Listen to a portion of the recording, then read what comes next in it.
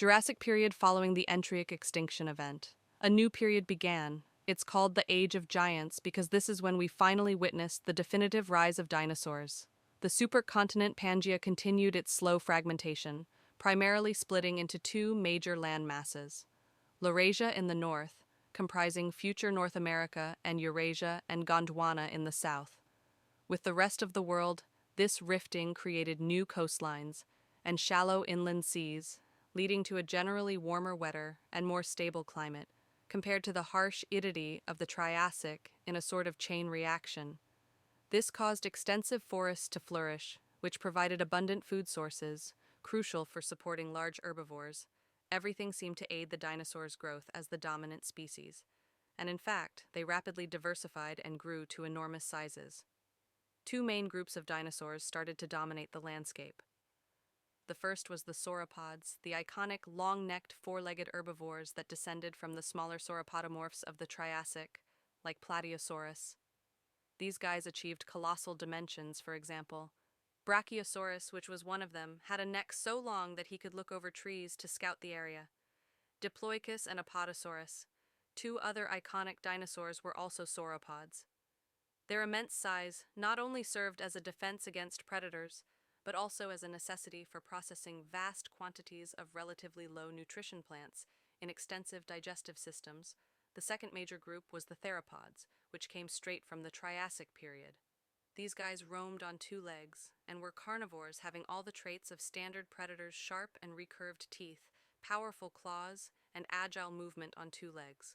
One of the most common dinosaurs from this group was Allosaurus, a predator so effective that it's said to have hunted sauropods or Stegosaurus. They're usually confused with T-Rexes, but they're not the same. They're just long-distant relatives. Another iconic dinosaur from the theropod group that developed around this time was Ceratosaurus, famous for the horn on its snout. However, not all dinosaurs were necessarily incredibly big. Smaller ones continued to exist. And matter of fact, one of the smallest dinosaurs of all time is found in this era. Compson, a dinosaur that was as big as a chicken and hunted small lizards and insects, as a fun fact. Birds originated specifically from the theropod group, with Archaeopteryx possessing feathers alongside reptilian features like teeth and a bony tail. It's important to note, however, that while theropods and sauropods were the two main groups of dinosaurs, there was an important third. On the ornithischians, these guys, also known as the bird-hipped dinosaurs, were entirely herbivorous and developed interesting strategies for feeding and defense.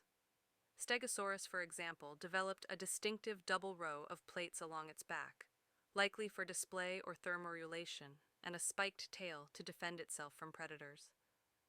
The first examples of armored dinosaurs were also part of the ornithischians group, like the earliest ancestors of the later ankylosaurs, which had bony plates for protection. Around this time, the seas were dominated by placars and pliosaurs, while the skies were ruled by passosaurs, which diversified greatly, ranging from the long-tailed ramphorhynchus to the short-tailed pterodactylous mammals. On the other hand, remained marginal, just like in the Triassic period, being mostly nocturnal and insectivorous. However, around 145 million years ago, another significant ecological transition occurred. This wasn't as brutal as the previous mass extinction events, but it did bring about substantial change, likely due to rising sea levels, environmental shifts, climate fluctuations, and the continued drifting apart of Pangaea. The world transformed. Many iconic Jurassic dinosaur groups like Stegosaurs and certain large sauropod lineages declined or went extinct. This marked the beginning of a new era,